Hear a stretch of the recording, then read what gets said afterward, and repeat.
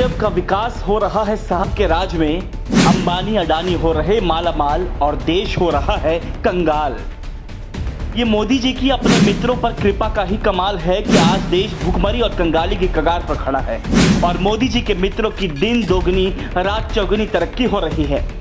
एक तरफ जहां मोदी जी के परम मित्र अंबानी और अडानी की संपत्ति में इजाफा होता जा रहा है, तो वहीं दूसरी तरफ देश में साल भर के अंदर गरीबों की संख्या दोगुनी हो गई। एक साल के भीतर 6 करोड़ नए गरीबों के साथ भारत में कुल गरीबों की संख्या 13.4 करोड़ के पार चली गई। भारत में 1974 के बाद पहली बार न सिर्फ गरीबों की संख्या बढ़ी है, बल्कि 45 सालों बाद भारत फिर से मास पॉवर्टी वाला देश बन गया है। लेकिन मोदी जी को इससे क्या, जिस गरीबी का ढिंढोरा पीट पीट कर माननीय प्रधानमंत्री जी सत्ता पर काबिज हुए, आज उन्हीं गरीबों का खून चूसकर अपने उद्योगपति मित्रों की जेब भर रहे हैं।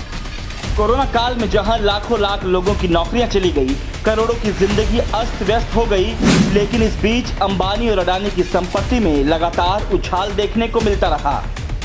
कोरोना काल में अंबानी ने हर घंटे 90,000 करोड़ रुपए कमाए, तो अडानी की संपत्ति में भी 1800% की बढ़ोतरी हुई।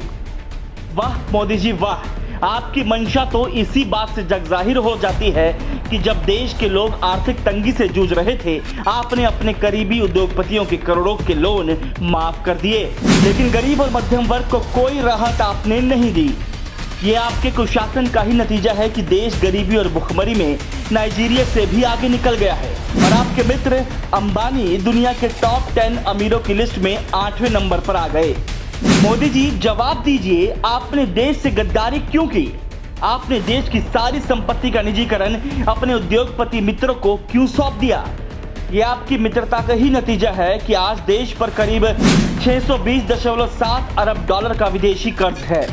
पिछले साल ये कर्ज 570 अरब डॉलर था, यानी जितना कुल कर्ज श्रीलंका पर है, लगभग उतना तो भारत पर सिर्फ एक साल में बढ़ गया है। मोदी जी विदेशों में अपने उद्योगपति मित्रों के लिए सौदों की सिफारिश करना आपकी मानसिकता को दिखाता है। इसलिए मोदी जी देश से गद्दारी और अपने उद्योगपति मित्रों की यारी बंद करो, नहीं तो ये जनता एक दिन आपको सबक सिखाकर रहेगी।